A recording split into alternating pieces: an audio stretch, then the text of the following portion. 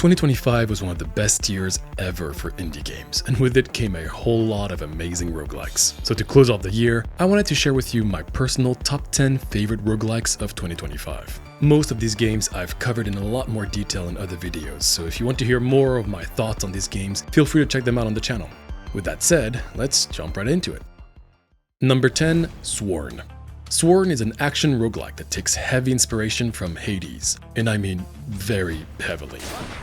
But making a solid Hades-like isn't an easy task, as it requires lots of content, interesting build variety, tons of meta progression, customizable starts, and distinguishable biomes with a wide variety of monsters and cool bosses, which, in case wasn't obvious, is the case with Sworn. The gameplay feels great, and the boons have cool designs that make runs unique from one another, especially with all the pre-run customization. With 16 weapons and 16 spells to choose from, the replayability is top-notch. There isn't much that makes this game stand out compared to Hades, but one aspect I really enjoy is its emphasis towards co-op, something Hades doesn't have. While the lack of uniqueness does stop it from climbing this list higher, Sworn was still one of my favorite action roguelike experiences I had this year. Number 9, Shapeshifter Formations. Shapeshifter Formation is a twin-stick survivor-like, where you choose a ship, a weapon, and fight hordes of geometric shapes in this neon-style world. I've talked a lot about survivor-likes this year, and after playing over 50 this year alone, I can confidently say that this game is an absolute hidden gem.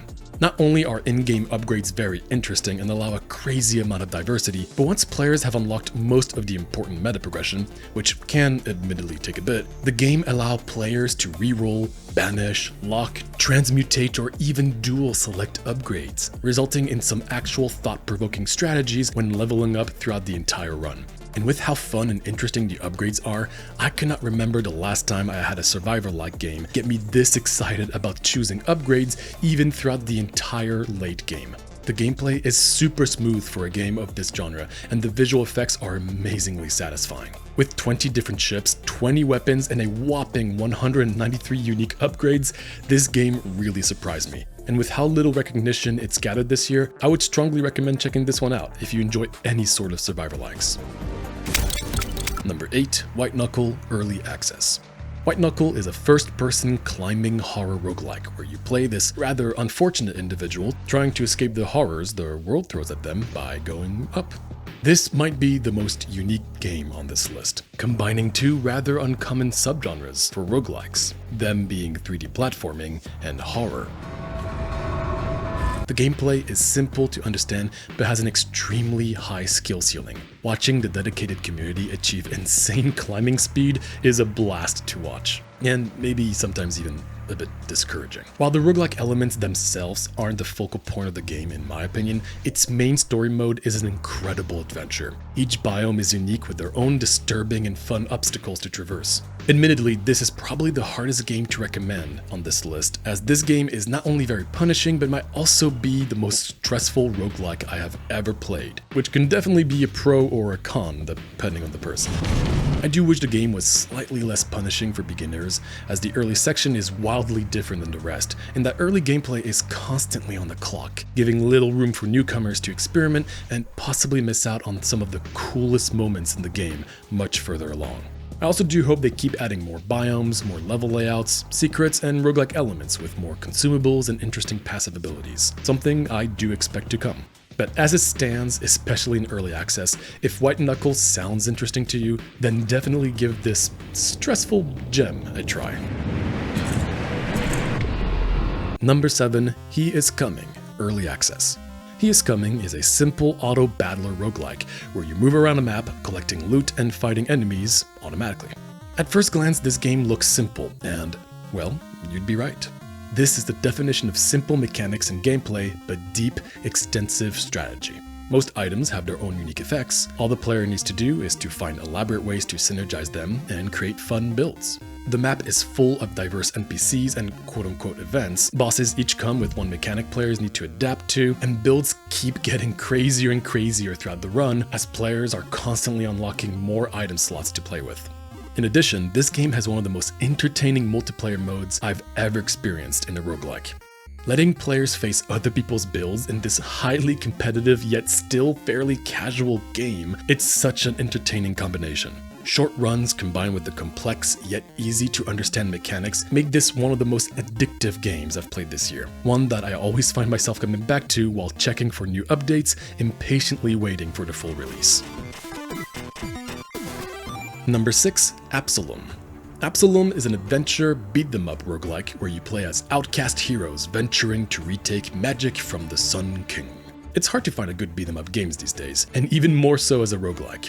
To no surprise from a beat-them-up, the gameplay is very enjoyable at its core, with plenty of satisfying combos and ways to approach different fights. But generally, when a roguelike has a strong core gameplay, its roguelike elements will usually be much weaker. Absalom, on the other hand, has been one of the most impressive at balancing a great core combat system while still having amazing roguelike components that allow each run to feel unique. Outside of gameplay, the world is massive with tons of levels and biomes immersing players in this large adventure, constantly unlocking new zones to explore, new side quests to pursue, and just a ton of content to discover. And the pacing is great with plenty of meta progression and overall things to do after every run. It took me over 20 hours before I had a run that did not have a clear goal in mind. Definitely one of my favorite action-adventure roguelikes in the last few years.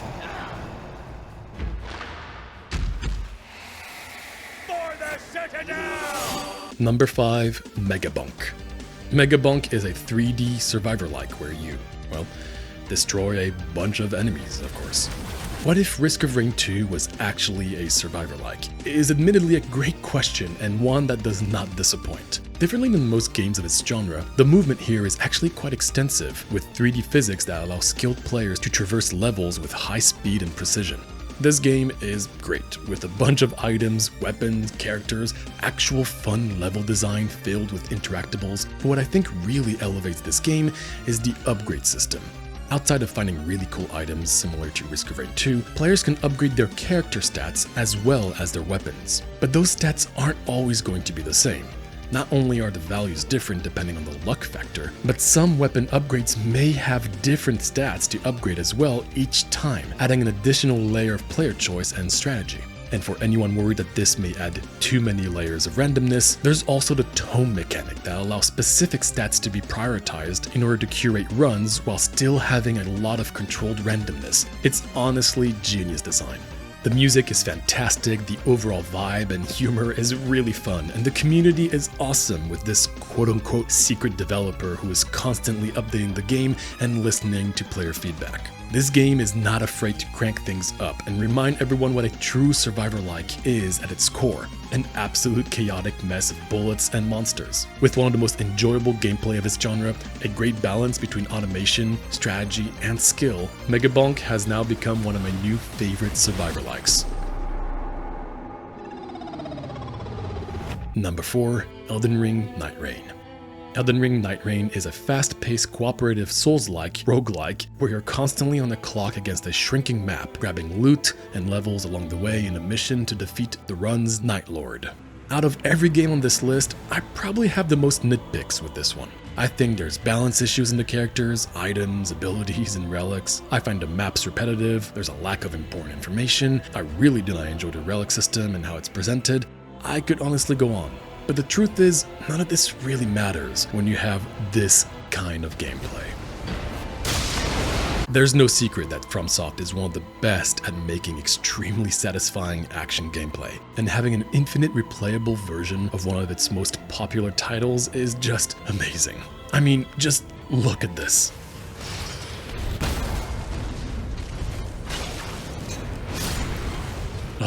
Even after 75 hours, I never get tired of this. Even though every run starts you off with the same basic camps, finding the most generic enemies to reach level 2, I still love doing it.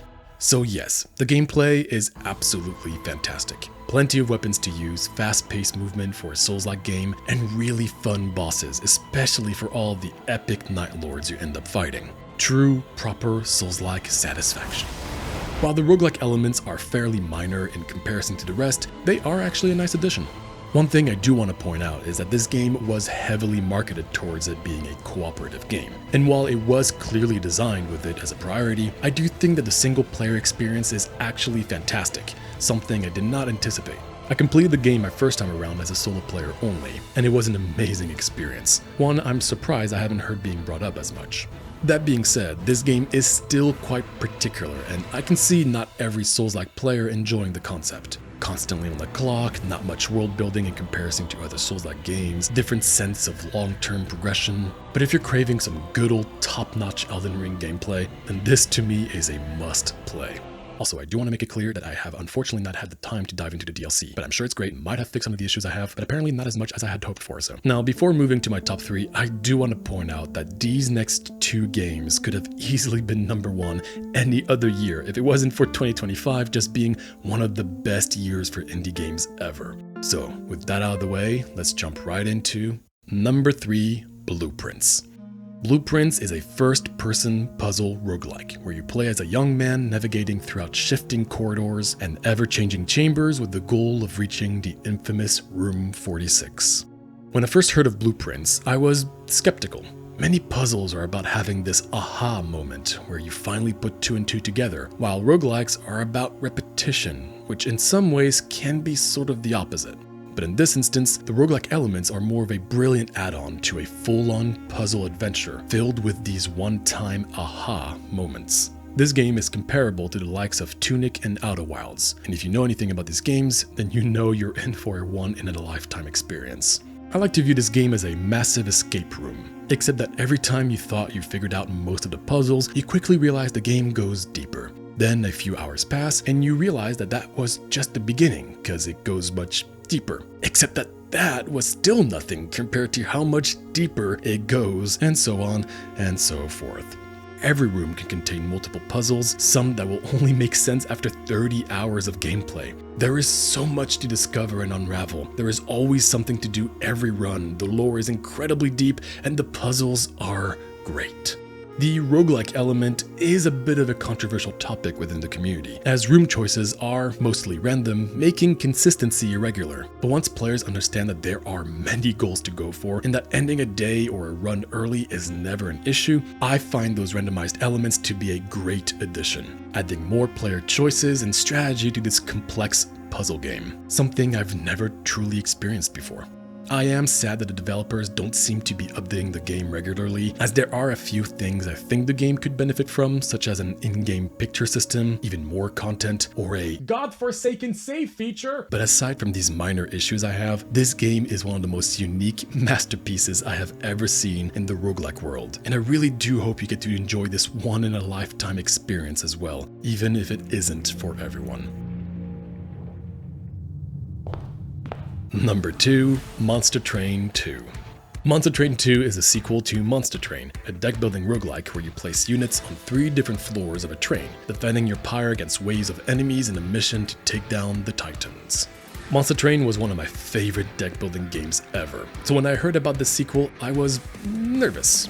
Well, not only have they made an incredible sequel, I think they somehow even surpassed themselves. Everything that made the first game great is once again here. Unlimited replayability with countless builds to go for every single run, fun and interesting clans, cards and artifacts, incredible music and art, highly strategic turns but with easy to understand mechanics. These are all still present. In addition, the game also features new mechanics that add great gameplay, without making things too complicated, such as the room cards, equipment, abilities, the addition of the deployment phase, and multiple power effects to choose from, somehow adding even more diversity prior to starting a run. But what truly takes this game to the next level is, well, unfortunately I can't really talk about it here because of spoilers, believe it or not. But those who know what I'm talking about, I'm sure can relate that added element ended up making this game my favorite of the 2. This is to me a perfect deck building game. Crazy amount of content where every run is a one of a kind. Easy to understand mechanics with high strategy and a balance system that will always make you feel strong and overpowered, yet somehow enemies always seem to be able to stand up against your power level. I was convinced that this would be my roguelike of the year, especially considering that the first one was already one of my favorite roguelikes ever, and yet somehow there was one more game that managed to take the spot of my number 1 roguelike of 2025. Number 1, Hades 2. Hades 2 is the sequel to the iconic action roguelike Hades, where you now play as Melanoi using dark sorcery to take on the Titan of Time.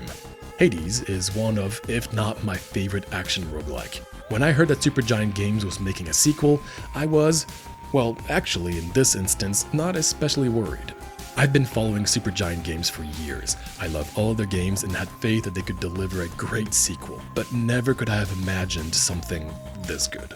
The gameplay is incredible, adding just a bit more complexity from the original in exchange for more player options and build diversity. The boon design is once again really diverse and fun with tons of build possibilities. The incredible voice acting is back, the story is more intense with some actual twists, the music is another certified banger, the visuals are somewhat even more beautiful with some of the best visual effects I've ever seen in this genre, and the content is massive. Tons of enchantment recipes, relationships, pets, tools, gardening, cosmetics, trials, events, weapons, keepsakes, arcana cards, enemies, bosses, quests, 2 entire paths to choose from at the beginning. That's just straight up double the amount from the first game.